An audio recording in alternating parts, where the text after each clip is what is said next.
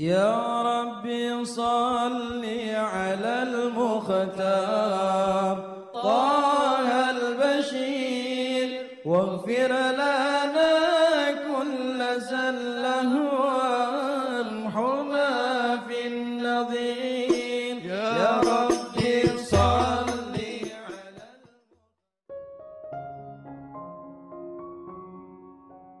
Bismillahirrahmanirrahim. Alhamdulillahi rabbil alamin. Allahumma salli wa sallim ala sayyidina Muhammadin wa ala ali sayyidina Muhammadin miftahi babi rahmatillah adada ma fi ilmillah salatan wa salaman daimaini bidawami mulkillah. Assalamualaikum warahmatullahi wabarakatuh. Sahabat online yang dirahmati Allah, alhamdulillah kita bisa berjumpa kembali. Mudah-mudahan kita senantiasa diberikan kesehatan, umur panjang fi taatillah, juga senantiasa mendapatkan taufik dan hidayah dari Allah Subhanahu wa Ta'ala. Pada pertemuan kita kali ini, mari kita ngaji bareng Habibana Novel bin Muhammad Al-Idrus, yaitu tentang ramalan masa depan dalam pandangan Islam. Waalaikumsalam warahmatullahi wabarakatuh. Silakan Bu Emi. Saya mau tanya, bagaimana sikap kita ketika diramal masa depan oleh seseorang, Habib? Tolong diulangi agak keras sedikit. Bagaimana sikap kita ketika diramal masa depan oleh seseorang? Ketika diramal masa depan oleh seseorang. Okay. Begitu. Ibu tinggal di mana? Saya dari Mojokerto, Jawa Timur. Siap. Jangan ditutup dulu ya, saya jawab pertanyaannya. Ya. Jadi tidak ada yang tahu masa depan seseorang kecuali Allah Subhanahu wa Ta'ala dan orang-orang yang diberitahu oleh Allah Subhanahu wa Ta'ala. Dan SOP-nya, SOP langit itu, orang yang diberitahu rahasianya Allah tidak mungkin membocorkan rahasia itu kepada orang lain. Ya, nggak mungkin bocorkan rahasia itu pada orang lain. Maka kalau ada orang yang meramal masa depanmu dengan ramalan yang baik, sikap kita aminkan. Amin. Saya tuh melihat dengan penerawangan saya, kamu ini akan dapat duit miliaran. Amin. Nah kalau ujungnya orang itu minta duit, nah jangan dikasih. Ya. Kalau orang itu meramal dengan ramalan yang negatif, segera tinggalkan. Kamu ini saya lihat bakal mengalami kecelakaan. Ditakut-takutin dia, segera tinggalkan. Karena membuat hati menjadi berpikir buruk itu tidak boleh. Ya enggak boleh. Nah kecuali kalau ini wali besar. Wali besar yang punya firasat tajam. Ittaqu firasatal mu'min. Dia bukan meramal, tapi dia punya firasat. Ya punya firasat. Saya kok punya firasat yang gak enak ya, kamu di rumah saja. Itu namanya firasat. Firasat itu boleh diikuti. Ittaqu firasatal mu'min. Mu'min loh syaratnya ya. Wali orang soleh. Kalau ada firasat yang gak bagus tentang kita, ngasih isyarat, jangan pergi dulu, di rumah dulu. Nah itu kita boleh ikuti. Siapa itu? Kita kenal kehidupannya, bagaimana sholat 5 waktunya, bagaimana berjamaahnya, bagaimana meninggalkan yang haramnya. Ya kita kenal betul nih mukmin benar. Maka petunjuk firasatnya itu boleh diikuti selama tidak bertentangan dengan syariat. Begitu Ibu. Kira-kira cukup jelas? Iya, sampun Habib. Alhamdulillah. Lanjut Mas Fadli. Baik Habib. Bismillah, kami lanjutkan untuk penanya berikutnya dari akun AABC. Kami undang untuk bisa mengaktifkan mic-nya. Ya, sudah. Silakan ke akun ABC.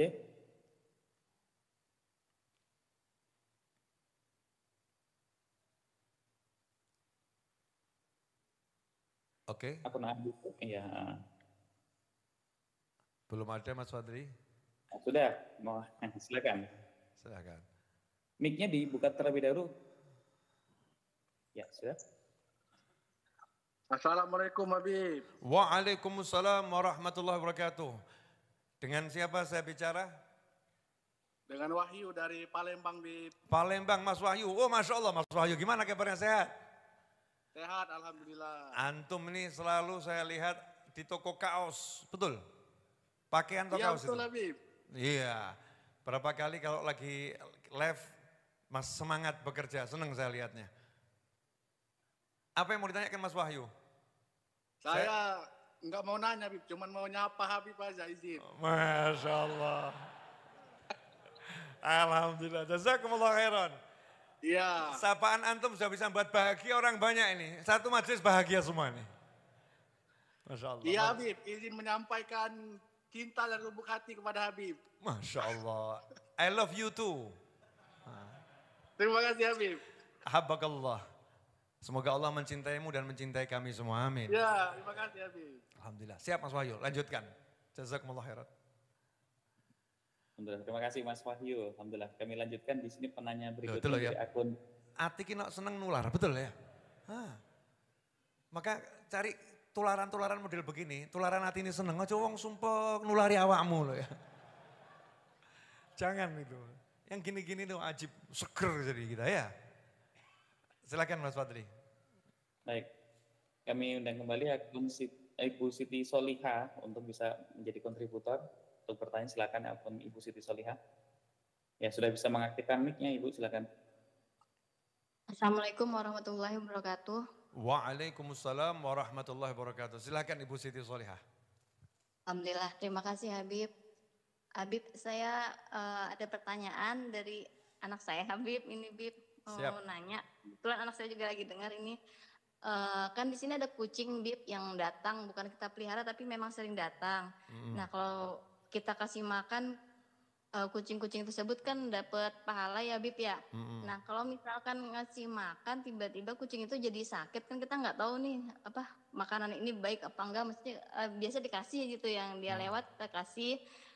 Nah mungkin ini kepikiran sama anak saya nih kasih makan itu dia tiba-tiba kucing jadi sakit atau mungkin ya berubah lah warnanya atau gimana, jadi apa itu menjadi berdosa Habib seperti itu. Siap, jangan ditutup Bu. Jadi begini, memberi makan makhluk Allah itu perbuatan yang sangat mulia, sangat baik. Ya tentunya saya yakin makanannya kan makanan standarnya kucing ya, entah itu makanan yang dibeli di toko-toko modern sekarang kan banyak ya, makanan kucing itu lebih makan daripada pecel kita loh. Ada kan itu ya, makanan kucing. Itu kan udah niatnya baik, ini makanan standar sesuai kesehatan kucing dunia, misal begitu. Kalau emang standarnya itu makanan sehat atau itu makanan yang kita makan, biasa ada ikan asinnya dimakan ya enggak apa-apa. Suatu ketika kucingnya sakit, memang waktunya sakit, jangan terlampau dipikir. Ya kita bantu untuk kucingnya biar sehat kembali. Ya tanya sama ahlinya, ini kira-kira kalau sakit begini kucingnya dikasih apa ya. Merawat kucing yang sakit itu juga pahala, jangan terlampau kepikiran. Makasih Ibu. Baik, makasih Habib. Assalamualaikum. Waalaikumsalam warahmatullahi. Alhamdulillah. Kami lanjutkan penanya selanjutnya dari akun Mustika Lestari. Kami undang untuk jadi kontributor ya. Akun Mustika Lestari, ya sudah bisa mengaktifkan mic-nya, kami persilakan.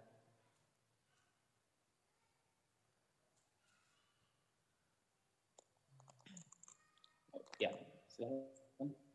Sudah bisa bertanya. Assalamualaikum Habib. Waalaikumsalam warahmatullahi wabarakatuh. Dari mana Bu Mustika? Dari Malang. Malang, silakan. Malang Jawa Timur ya. Saya mau tanya, ketika orang tua kita sudah lanjut usia gitu ya, kan masih belum menjalankan syariat gitu ya. Terus kan kewajibannya anak itu apa ya? Bukan menasehati, cuma mengingatkan tapi dengan cara yang baik gitu kan Habib ya. Betul. Terus kalau misalkan sudah diingatkan tapi masih terus terjadi apakah anak itu ikut berdosa gitu Habib? Jangan ditutup Terima dulu. kasih. Ya makasih, jangan ditutup dulu. Ibu, kalau misalnya orang tua semacam itu, terus anaknya semacam ibu atau semacam fulanah atau fulan, anaknya mengingatkan orang tuanya, berarti anaknya ini baik atau enggak baik? Baik, betul ya? Nah pertanyaannya, anak ini jadi baik karena siapa? Orang tua. Oke, nah insya Allah pahala kebaikan anak itu nanti akan bisa menjadi penghapus dosa-dosa orang tuanya. Jadi kita jangan berkecil hati gitu ya, jangan berkecil hati, kita tingkatkan amal kita, biar nanti kalau amal kita naik, ini jadi penghapus dosa orang tua kita, nanti orang tua kita sama Allah Ta'ala diberi, kalau itu orang tua kita ya, yang tadinya masih punya A, B, C, D yang belum benar, berkat taat kita akhirnya jadi benar. Tapi yang perlu diingat dalam hati, jangan kita pernah merasa lebih suci dari siapapun. Jangan merasa lebih baik dari siapapun. Itu dalam ranah kita menyampaikan bagusnya gini, kalau gitu enggak bagus. Ya dengan cara-cara yang diajarkan oleh syariat. Begitu Ibu, insya-Allah. Ada lagi enggak apa-apa Habib? Boleh. Oh iya. Malang jauh soalnya. Boleh. Kan namanya nenek, kakek gitu ya. Pengen ngasih cucu gitu kan ya. Terus kan kita nggak tahu itu subhat lah ibaratnya gitu kan Habib. Iya. Nah terus itu rasanya kan takut gitu ya, takut nggak jelas gitu ya. Terus uangnya itu dikasihkan orang, tapi makanannya ini nggak tahu gitu kan. Itu gimana Habib? Coba saya ulangi pertanyaannya, ada seorang kakek atau nenek mau ngasih makanan ke cucunya, betul? Iya sama uang gitu sama Habib. Uang, kemudian sama sang ibu uang tadi ditahan, makanannya dikasihkan orang lain. Makanannya itu kebetulan dimakan gitu sama dibagikan gitu kan. Terus yang uangnya itu disedekahkan ke orang lain gitu. Ya, yang dipertanyakan apa? Ada kayak rasa takut, keraguan gitu. Itu gimana Habib? Takut apa? Maksudnya takut subhat lah gitu. Oh siap. Jadi sederhana saja.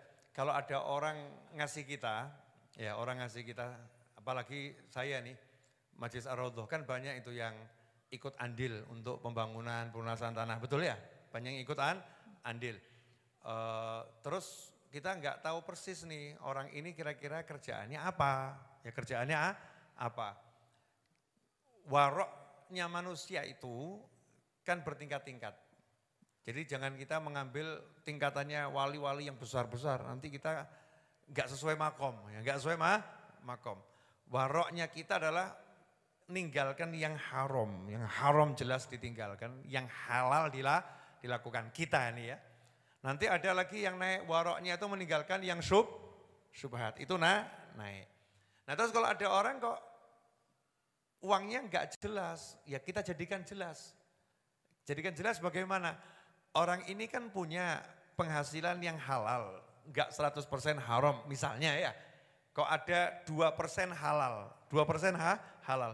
Kita terima uang tadi dan kita bilang ke Allah Ta'ala, Allahumma ij'al hadza min halalih. Pakai bahasa Jawa, Indonesia, Jepang, Belanda, Inggris, terserah. Ya Allah, jadikan ini dari hartanya yang halal. Selesai. Begitu Bu. Okay. Kalau di Al-Quran itu kan nganu Habib ya, apa katanya makanan yang ada di depanmu yaitu rezekimu gitu katanya, soalnya gitu kan Habib.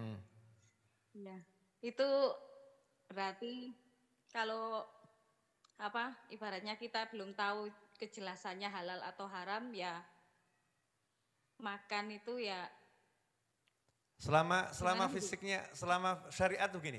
Jadi biar semuanya jelas ya. Syariat itu menghukumi yang zahir. Jadi kalau di depan saya ada tempe halal atau haram? Halal. Ya sudah, saya bismillah saya makan tempe ini, halal. Yang ngasih siapa? Ustadz Iis. Ya udah, saya nggak akan ngomong ojo-ojo Ustadz Iis maling gitu ya. Ya enggak, ini saya makan. Depan saya ada roti, tulisannya halal. Roti ini halal atau haram? Halal. Ya sudah, saya makan roti ini halal. Tapi kalau depan saya ada babi haram ya jangan dimakan. Begitu Bu. Paham ya Bu? Ya, Habib. Terima kasih insyaallah. banyak, Habib. Sama-sama, jazakumullah khairan.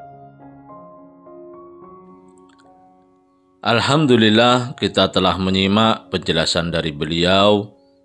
Semoga ilmu yang telah kita peroleh ini dari Habibana Novel bin Muhammad Al-Idrus menjadi ilmu yang bermanfaat bagi kita, keluarga, dan anak cucu kita.